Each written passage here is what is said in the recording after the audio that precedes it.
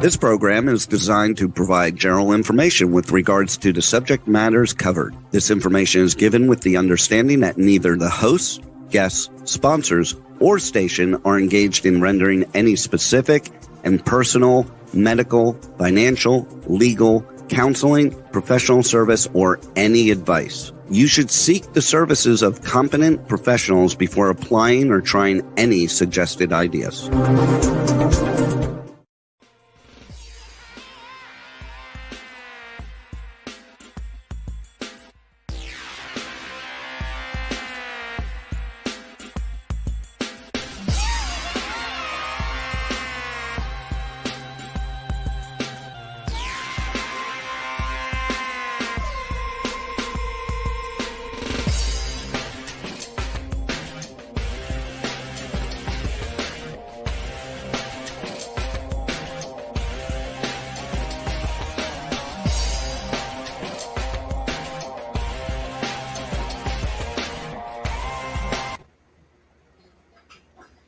Hey there, Brian Sebastian, movie reviews and more live on Top 4 Media, K4 HD, radio and podcasting. And it's good to be back after a week off, and we have a new. So with that, I want to jump into everything because we might have some problems, so we're going to jump back in. So, all national attention, the one and only Howard Wiggins from Madonna Beach, our co-host, and non-Kevin Lee. Hi, everyone. Obviously, Los Angeles, I believe. It's a clear develop. Can't wait to talk fascinating history. And guess what? Charles and Chucky Armstrong jumped in. I'm sure they're in New York of Wonderama. Hello, you handsome man. While Charles and everything's getting set up, let's go in with this. Claire, let's start with you. While Charles getting up with everything. Claire, tell us what you're about, what you're done, and your family background, because your family history is important. We got to talk about that first. Okay, so my name is Claire Chubbuck, and I am the daughter of legendary acting coach and acting extraordinaire Ivana Chubbuck. I'm also the VP at Ivana Chubbuck Studios, and I'm taking her technique that is all about finding purpose in your pain and the empowerment of your own story to win, and taking that to another level where I'm trying to make films where it's all about who you are, what you're doing, and winning over your pain. And I call that genre cathartic realism because, well, I think it seems like it's pretty obvious what it is, but it's basically a take on the true story genre, but it's told by the survivor themselves with the empowerment that you get when you take ownership of your own story. So the first couple films that I've done from the cathartic realist genre have won big in festivals. They're shorts, but we're starting something new. So I think it's important to start in smaller bite-sized pieces so people get what you're doing. And the fun thing about that is, as the award winner, because you're a winner for the films that you've done, that's a good thing. That's not easy. People think it's easy to win the awards, but it is not. So that's a great congratulations with that. Thank you. It's the first film, which is called How I Lost My Virginity, and it's my best friend's story of kidnapping and having sexual assault as how she lost her virginity, which actually happens. Oh, there's a child here, but that's okay. It's fine. But it's what happens to a lot of women. And so it's something that it's worth talking about, and she's sharing her experience. And I think people really resonated with the truth, the honesty, and the way that we created the film, the way that it's been edited, the way that the sound design goes. It's telling about what it felt like to be her. And so people who saw it, they were like, oh my gosh, I've never told anyone about this, but something similar happened to me. That's exactly how it felt. And so people were coming out to us, and that was, I think, one of the biggest personal awards. But as far as physical awards, on the IMDb, we have over 20 wins. And yeah, you're right. It's actually really hard to win awards, especially being with an unknown cast. And with that, I'm going to come back to you before everybody jumps in. I got to jump over to Chuck. Charles and Chucky on. So I've been looking forward to talking to this young man over there. Charles, I'm not talking about you. I'm talking about you. Well, he wears the pants now in the family. I'm just here to, I'll clean up once in a while. I'll spray microban to get rid of the COVID. But wonderful to see you guys as well. And we're just pleased. Literally, we're just so happy. Chuck, is this your first interview? You usually interview people, right? Yeah. Yeah. So this is like the first time he's been interviewed. So it's pretty exciting for us. But we're just fans of the show, and thank you for inviting us. But we're glad you're And here. the other thing about that, talk about him. He's actually an Emmy winner. Oh, how many Emmys you got behind you? 27, 32, you know what? what? They give them to anyone, Brian. See, that's what we found out. See, and it really goes back to Wonderama, which is it's all about telling kids, hey, I can do that too.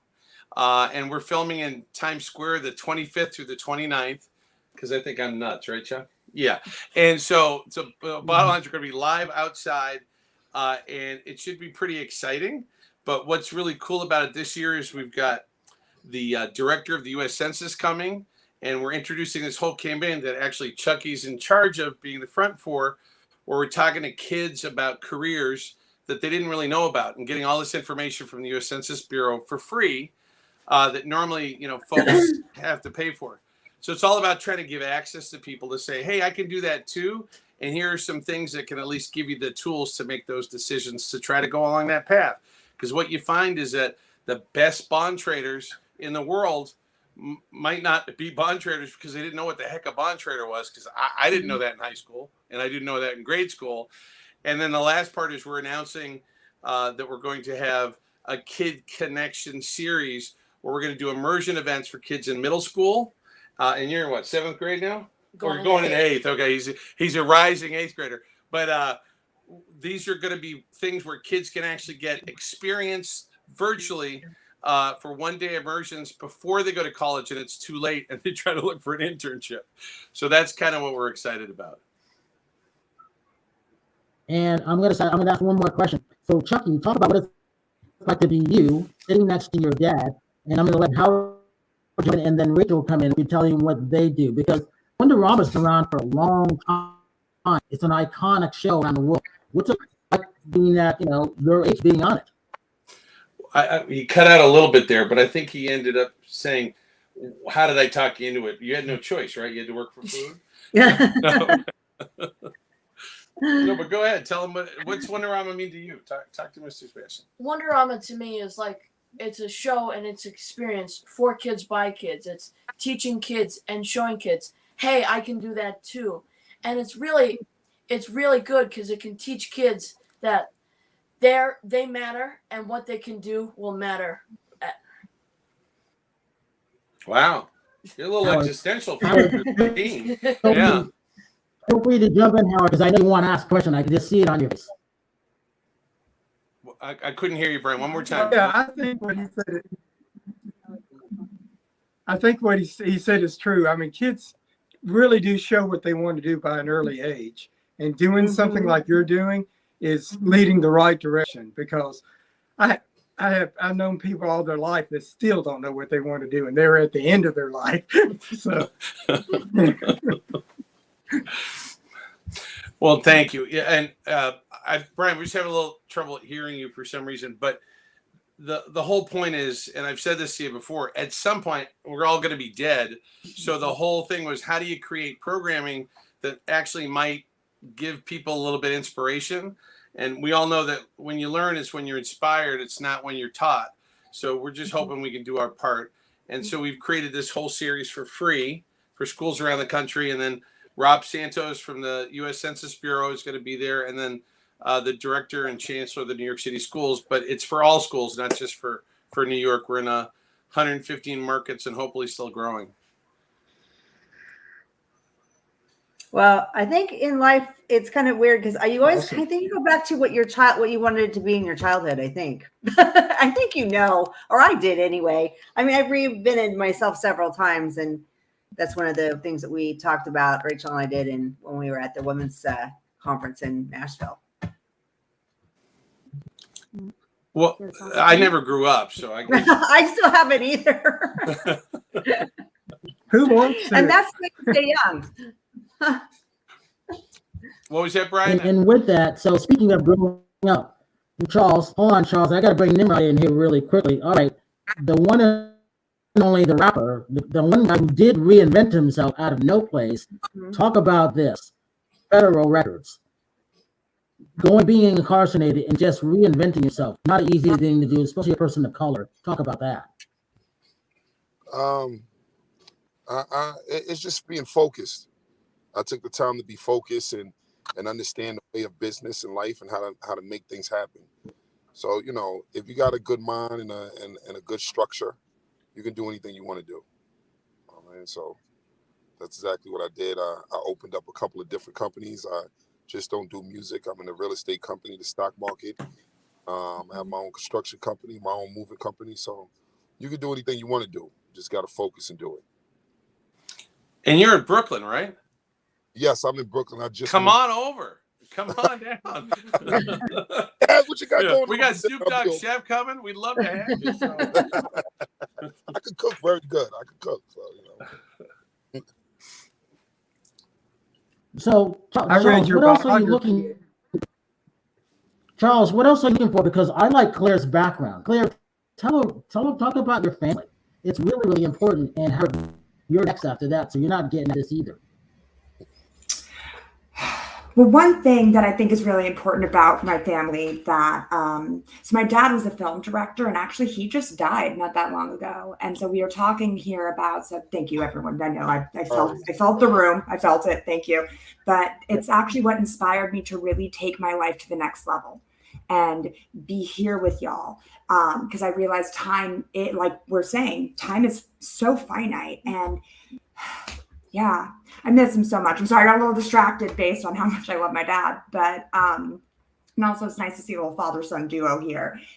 And I wish I had that with my dad. My dad was never able to see my first film that was in theaters, so I bought him a ticket anyway. So I had an empty seat next to me, but I felt him there, and that was really important to me.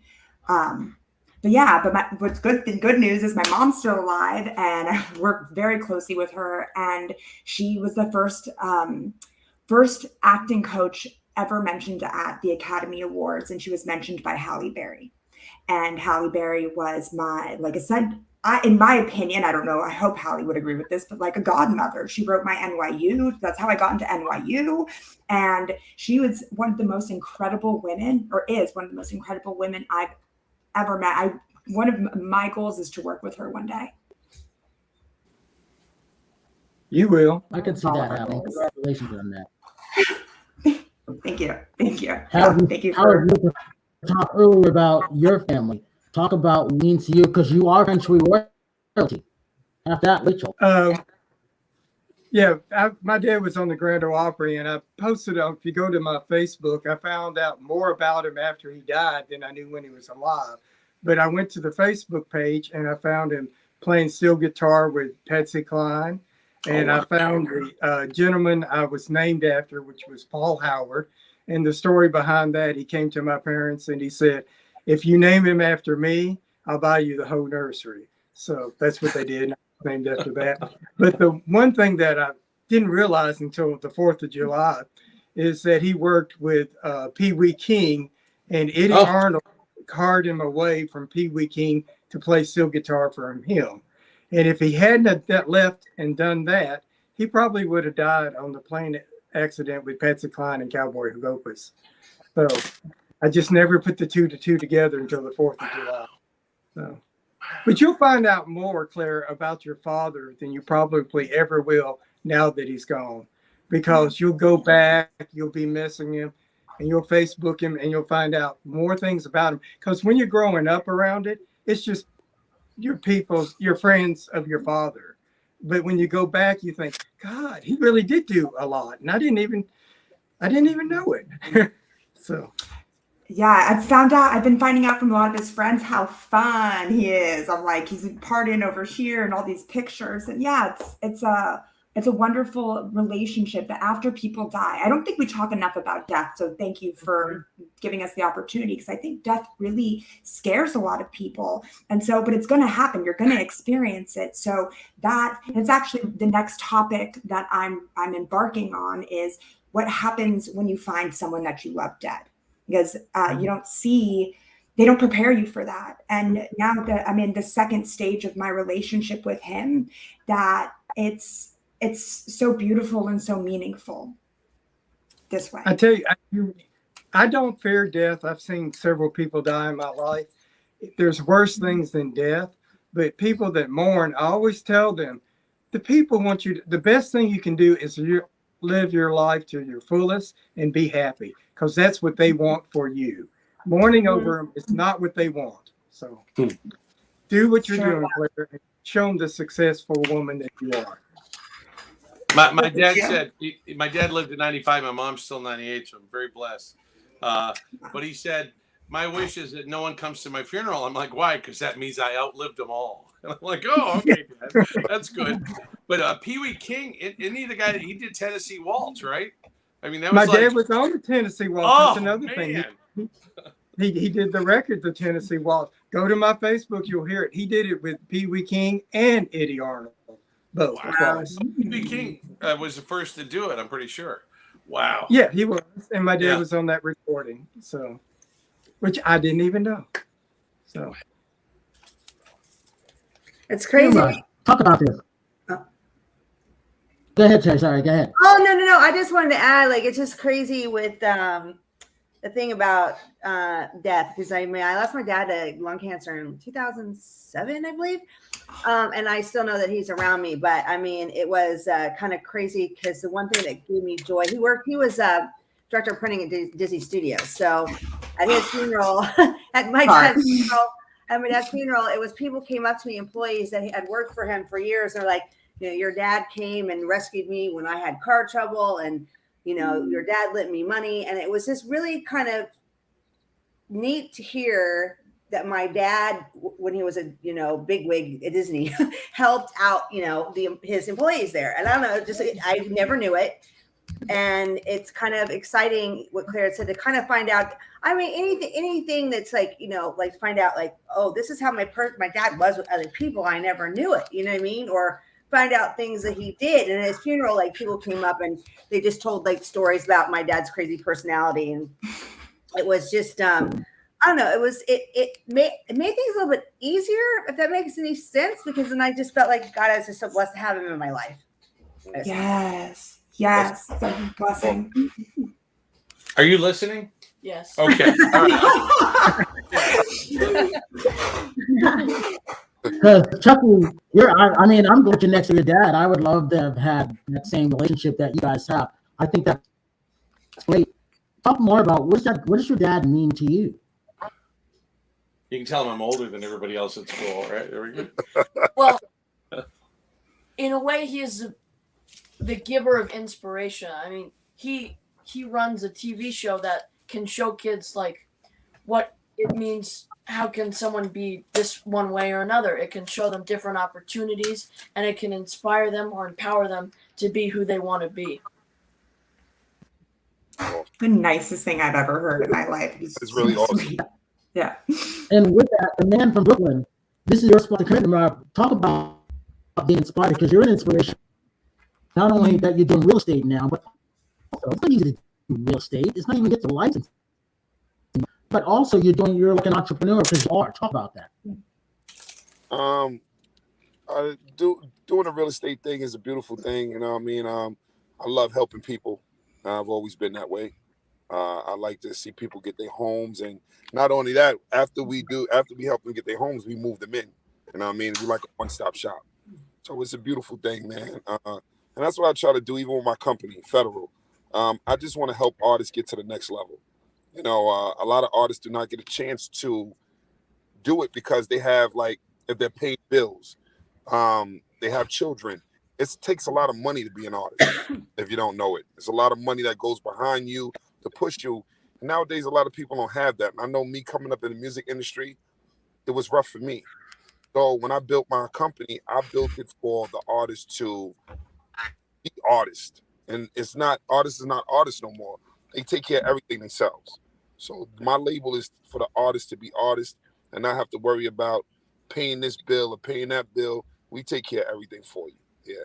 And give you that chance to actually do your music. Because a lot of artists out there, there's some good ones, and we never get a chance to hear them. We never get a chance to experience that good music. And I feel like we lose out on that. So that's why I created this company for them, not so much for myself. Actually, I Can you did. talk about some of the artists that you have?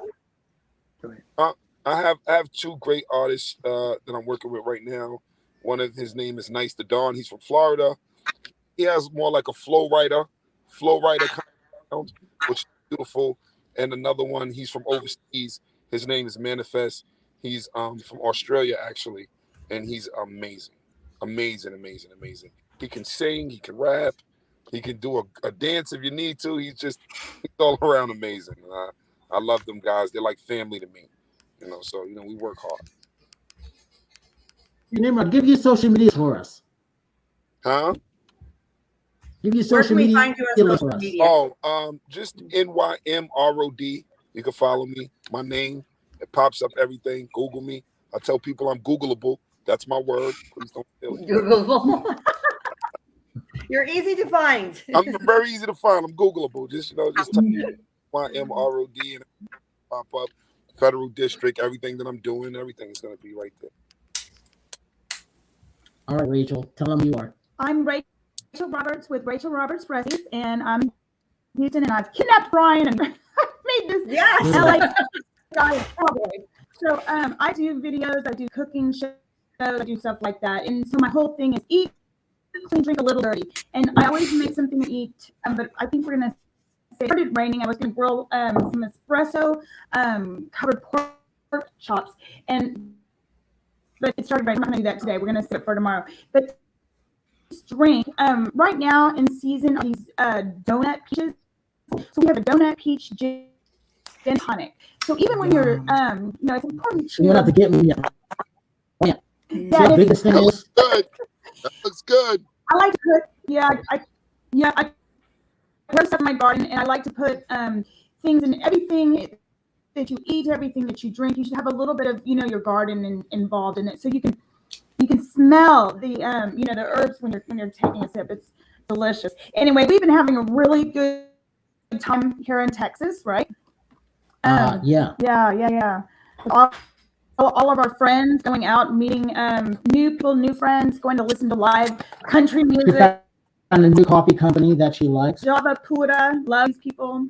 And we went to the meat market yesterday, and we got some big, thick cut pork chops. Like I said, some ribs, and we had an Italian dinner with my friends one night.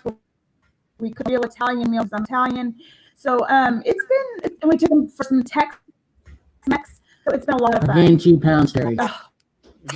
That's a good thing. Me too. Good thing. Eating is good. Eating and drinking is good. Chucky, congratulations. I've got a little one. He's in the other room right now, and I'm so proud of you. You're incredible. Yeah. My little one is only a couple years younger, and wow, that's pretty incredible. Good Thank you. job. You were cutting out, but you said the right thing. You know what's really wild with music? When we did research, we were looking at we're going to do a Wonderama Rocks 40 radio, and we found that the top comfort food for kids is hip hop. And we had comments back from 10-year-olds says, ODB, I just feel I'm like, ODB, come on. And Naughty by Nature, it's my feel good hit. And so it's just interesting how things just come around and they become so normal. But the one thing that everybody really talked about was that, there's certain things that families do together. One of them is eat, right? Yep. And the other thing is music and television. And it just seems like there's a glue that's missing a little bit in society. And I think food's the quickest way to get people back together. So I applaud what you're doing. Yeah, that's awesome. Thank you. Sticks to the ribs. Yeah, stick to the ribs. Literally Hey, and Charles, figuratively. what is it? Talk about what you have coming up at the end of this month in New York. What's Wonderama doing at Times Square? Right. So Nymrod's coming. He's bringing the tune of artists. So last year for Wonderama Live in Times Square, we had we operate on New York State tax credit, and we used to be in a qualified production facility at Baruch, but you couldn't put anybody inside. So we said, well, we'll do something COVID safe outside, and people thought we were kind of crazy, which is pretty usual. And what I found was it was the best thing that we could do. The folks from the One Times Square turned that into our Wonder Wall, and so they invited us back. So we're doing 26 shows over 5 days. We'll have over 80 performances, and most of it's hip hop because it's the feel good music. It's pretty cool. And we'll have a live social media booth there with some of our TikTok stars. I think they have 20. The kids. There's 5 kids, and they have 24 million followers and 826 million likes. So that it's kind of a new. It's more than the Coke Studios folks, Nymrod, which I thought was kind of funny. And but what's happened is kids don't learn about things the same way they used to, and they also have the ability, unfortunately or fortunately, to kind of monitor what they're exposed to. So they're very responsible. But when it comes to music, there aren't that many places where they can kind of get that influence that radio used to bring. And we're just trying to create something different. So I had many years of radio. The joke is that's why I look this way. But what we're doing is we're actually creating a radio station where the kids pick the music. So instead of us programming it to them, they program it for us. And what we've found so far, we go live at the end of July, but it's not genre specific. It's kind of a little bit of everything. People still want to consume things in a way that they understand them. So you can't have everything be a train wreck. But you'll be surprised at all the kids that will listen to the Beatles and ODB, as well as a little bit of Ariana Grande. But it's pretty interesting because now people are exposed to so many different things. They don't get stuck in one, at least in one phylum, so to speak. So that was a big eye opener. I'm sorry, I went on too long. But we're going to be there for a whole week, and we'd love people to come. We're going to make sure everything's COVID safe, and we're going to have fun and games and prizes, and we're trying to bring people back to New York City, and still make it safe for people that visit. But Times Square is the number one destination for visitors in the world, pretty much, except for I think where they have the Quran. I mean, there's 63 million people a year that go through, which is as much as all the Disney theme parks combined. And we're just trying to provide something that's got like a little family-friendly atmosphere. Awesome. That's amazing. Charles, what's your go-to song? What was that? What was it? We couldn't hear you, Brian. What's your go-to song? What's your favorite song? Terry, did you hear him? I didn't hear what he said. He said, what's your favorite song? Getting Better by the Beatles. Because I know, but it's like no matter how bad you feel, you put that on. And then there's John Lennon going, "Can't get no worse." Yeah, so it kind of gets it all in there. We went and saw Paul McCartney, and it made me feel young because he's 80. So and doing great though, He's still up there. It's very awesome. He 3 hours. Springsteen joined him. I mean, it was pretty cool. He wasn't very nice to John Bon Jovi though, was he? Yeah, I don't know why, but anyway. Rod Stewart what's your favorite song?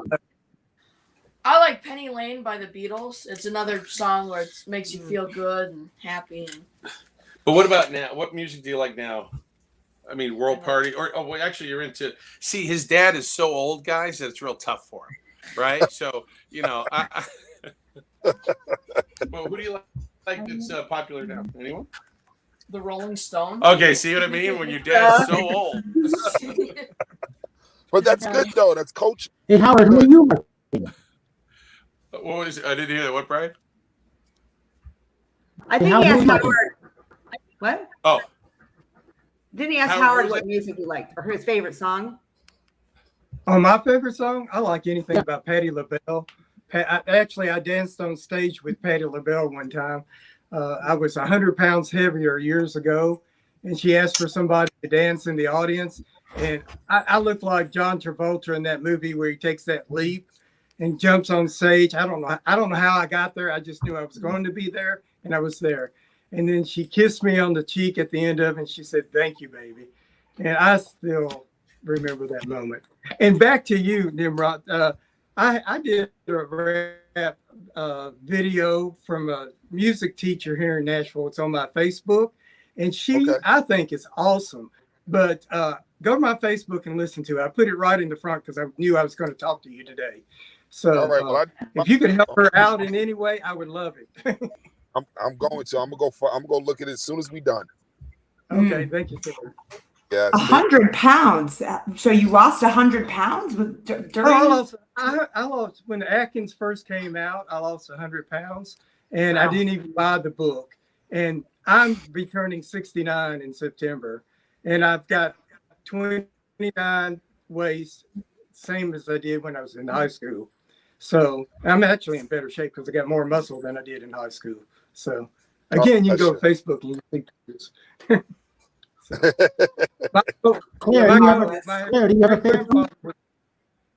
My great grandfather was 103. I want to outlive him. So no, wow. Wow, that's awesome. Awesome. That's awesome.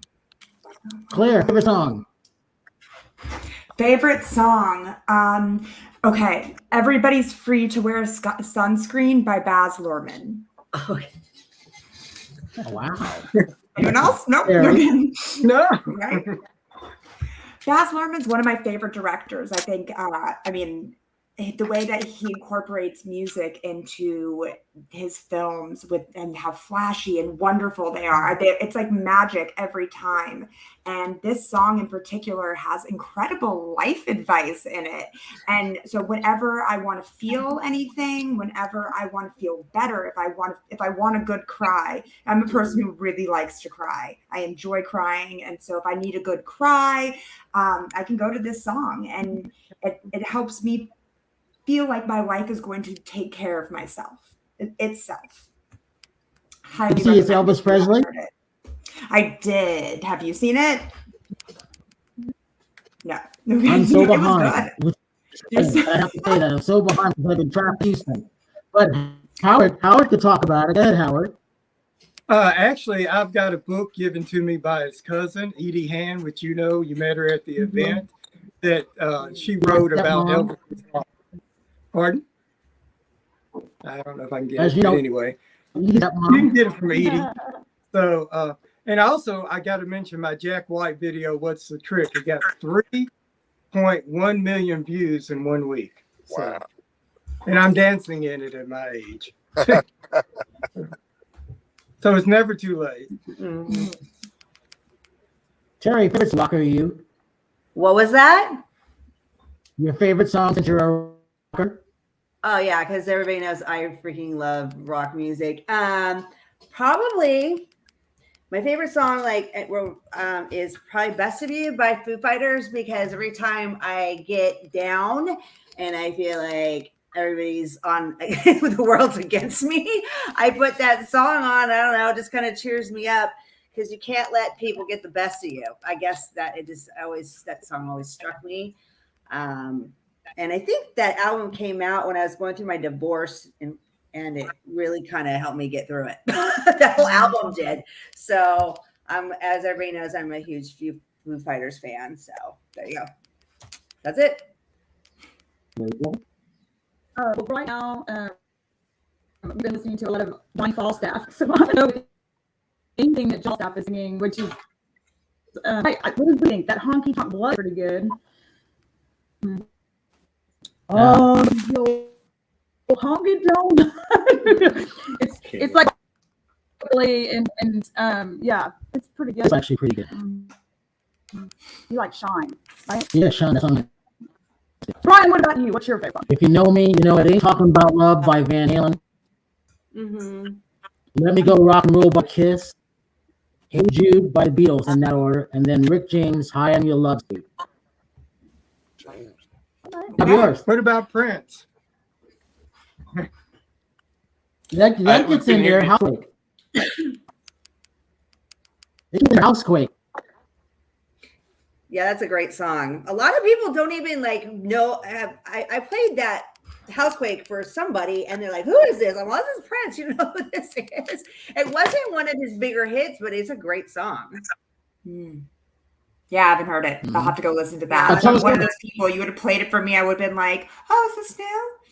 Something like along those lines. Yeah, listen to Housequake. It's a good one. I have that. That's one of my workout songs. I have a very mixed, because I'm a competitor. I haven't competed in a couple of years, but that's going to change because I'm reinventing everything again. But when I'm training, I listen to a lot of rap and I listen to a lot of heavy metal. Just anything that gets me pumped, I guess, you know. So like the louder the better if I'm lifting weights. So Awesome. That's awesome. And Nymrod, what about you? Favorite song? Educated thug music. That's the best. There you go. Evanescence, Wake Me Up. I love it. I got down. Nymrod, I Googled you this morning, and I'm amazed how you came from nothing to what you are in just a very few years. How did that feel to make such a switch from nothing to? It told how many millions you have, so I'll let them Google it. Amazing. It's good to know that you put the work in and you did it. And then do people treat you differently? Yes, always, always. But I'm the same person. I don't change. But they treat you differently, though. No, they do treat you differently. They're more nicer than they used to be. They're more what? Nicer. Nicer. They're nice. Can I ask you a question, Imran? This is like, it kind of seems like the more you kind of go up, it's sometimes though, you feel like some people are being nice to you for the wrong reasons, or like, how can you tell? I mean, you know what I mean? Because there's always people out there that are going to like try to leech onto you for their own benefit. I don't know. I just hate to say it, but how do you handle that? Or how do you? I really don't, add no new friends, as they say. You can, if you're a smart individual, you can tell who's genuine and who's not. Who's really there for you. So I learned to weed them out. You know what I mean? I try really not to add no new friends. I have a good, strong team and a good, strong family that supports me. So that's just it. And that's how you say. You can't do it by yourself. I don't take 100% credit for everything. I did put in the work, but again, I got a good family and a good, strong team, and this is why we are where we at. You know what I mean? So we did it together as a unit. Well, it's also interesting to say that because I think that sometimes like you have people in your life that you thought were supportive of you, and then when you get to a certain level, they're not there anymore. I think there's a lot of tests that we have in life with the people around us, and sometimes you have. Like I had this conversation with Brian. Sometimes you just have to let them go. Yes, and it's sad, but they don't have no purpose in your life anymore. You can still care about them. I mean, I don't know. I don't like to carry hatred. So the best thing to do is just to part ways with them and wish them the best, Yeah, I've lost a lot of friends trying to be in the music business and trying to be people. It sucks because you think that, we came this far together. Sometimes I've been with people for years and I had to let them go. And it hurts, because we're all human. And you think this is my friend, this is my best friend. And, just turned out they was just along for the ride. Yeah. So it really cuts deep. Yeah, it hurts too when you have people that you think that are genuinely your friends and then they secretly get jealous or they don't wish you success. You know what I mean? Like, because in this world, it's all about karma and you should always be happy for those that succeed instead of being jealous and wishing it was yours. Because I always say that there's success for everybody. You know what I mean? You're your own individual. You have to be successful for yourself. Right. So just, I just tell people sometimes they're just not meant to be. I believe God, and I believe God has everything laid out for us. And, who's meant to be in your life is going to be there, and who's not, it's just not. And I wish them the best. Dolly Parton, she says a prayer every night to bring people into her life that will help her and take people out of her life that will. I like that. And it works. It really works. I like that prayer. you pray to God, you tell him, listen, please remove anything that I'm not supposed to have, and he will. Yeah. It works. Yeah. It does work. My dad gave great advice. I thought it was, if you don't like someone, ignore them. Eventually, they'll go away. But he's, but the opposite of love is not hate; it's apathy, right? And so, if you really hate someone, you're putting a little too much energy into it, unfortunately. But the person hating is the one that's hurting.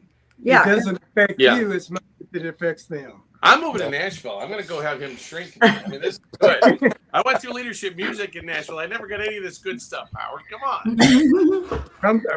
Tell him about the event in October. He can come down for that, Brian. The Judy Garland event. Actually, yeah, we will invite them. So for October, working on the Judy Garland official launch in October, mid-October. Dean's invite down. Always have to recommend, Talk 4 Media and K4HD and, CY4 Radio, obviously. Chucky, it'd be nice to have you down. Nymrod, you're invited too. Tennessee always seems a place where we can get everybody together. And a great thing. Claire, nice to have you come too.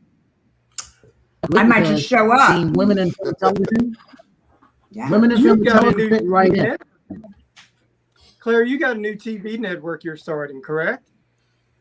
No, that I helped start an old TV network that actually didn't last for very long. That was I've had a lot of failures in life. I don't know about y'all, but lessons, Claire, lessons. Okay, there we go. That's yeah.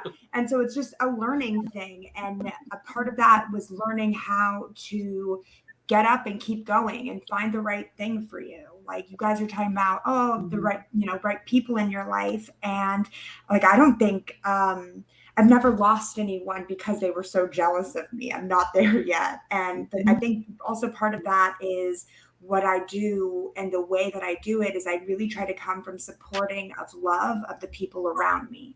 And I think if you come from love, then the people that are coming from hate, I think you can turn them, I think you can turn them into lovers. And I'm sure I just haven't met my match yet, but so far it's been something where I feel like no matter how negative the energy has been, as you come with them at love and compassion, and that they have pain. Every human has pain. And if you can appreciate them for that, what they're going through, that person, you can turn them around.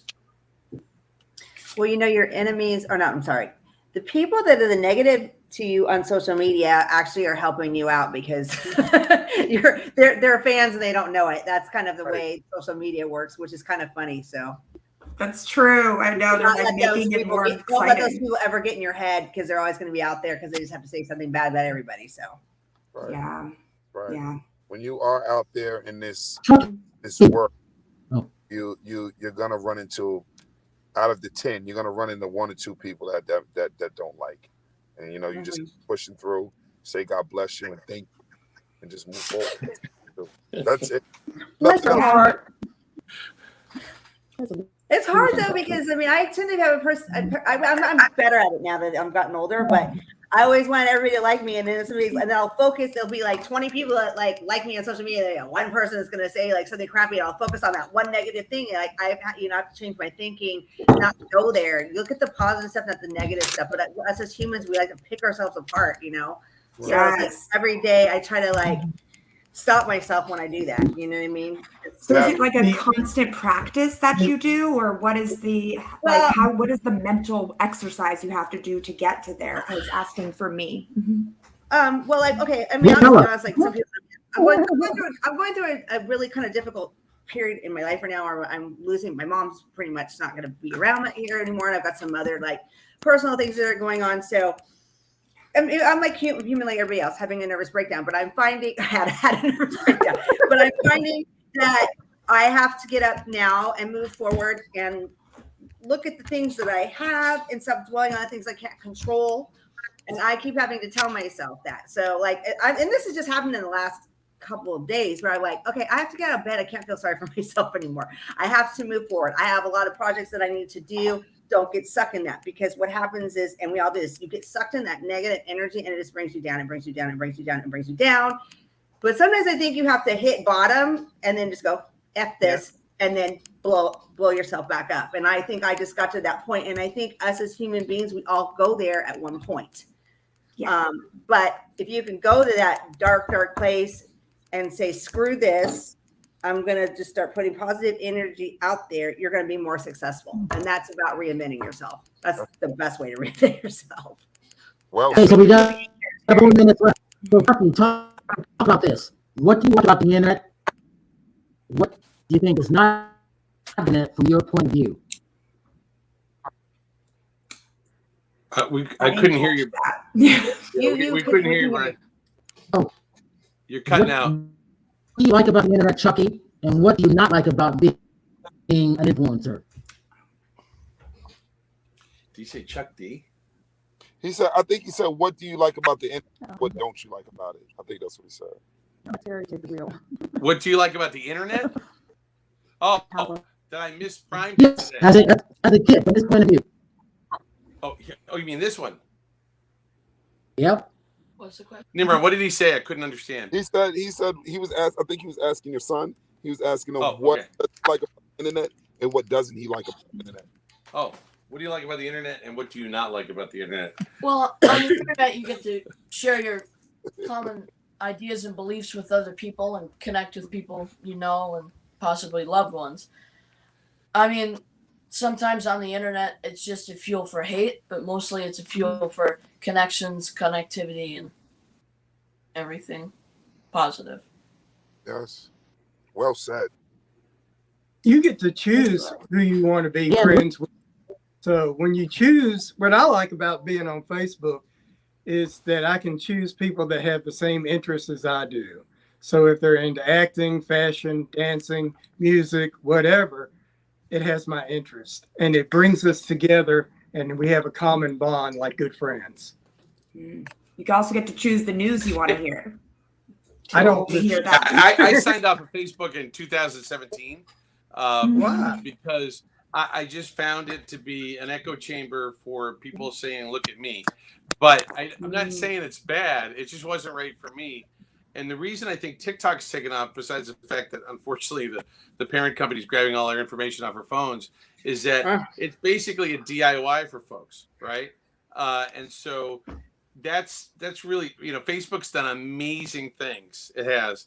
But I just found that it was it was a one-way street for me. So I that's me personally. But do you even know what Facebook is, really? I do, but I don't use it. Okay. So what do you use? But I do, but I don't. Yeah. Meta now. Yeah. Nymrod, give me social media links. We got a couple minutes left. Good. What happened? Give me social media links for everybody. We got a couple minutes left. Again, good. I tell people just Google me. I'm Googleable. Nymrod. That's every social media from Facebook to Instagram to Twitter to everything. My website, everything. I had a friend once that said she wouldn't date someone unless she could Wikipedia them or Google them. And I'm like, so it's like a highest honor to be Googleable.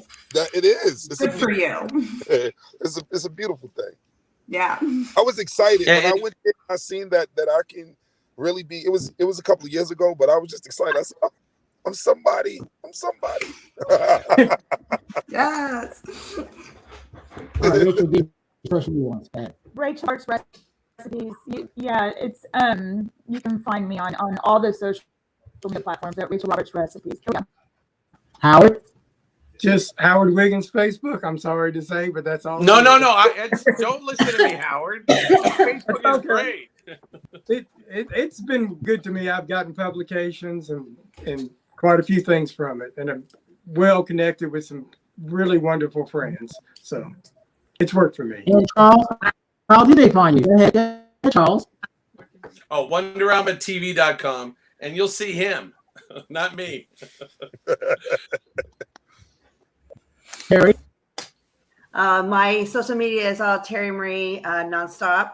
Instagram, Twitter, Facebook, TikTok, and then my website is terrimarieofficial.com. I'm last, so I guess I'll go. Claire? Yep. Okay. So it's on IG as Claire_Chubbuck. Also, feel free to check out catharticrealism.com to find out more about this genre that's helping people with trauma change their lives. And I got to thank everybody. Hopefully you can hear me. I apologize for sound. I take the blame for that. Obviously, always follow Talk for Media, KHD Radio and Podcasting. And I have to say this: have a good night tonight, a better day tomorrow. If you see someone without a smile, please give them one of yours. I'm Brian Sebastian, movie reviews and more. We will see you next week, and thank you, everybody. Thank See you. you next week. Thank Thank you. you. Guys, I look forward to meeting y'all. Thank you. In Nashville. Yes, I'll be there. And after. Right.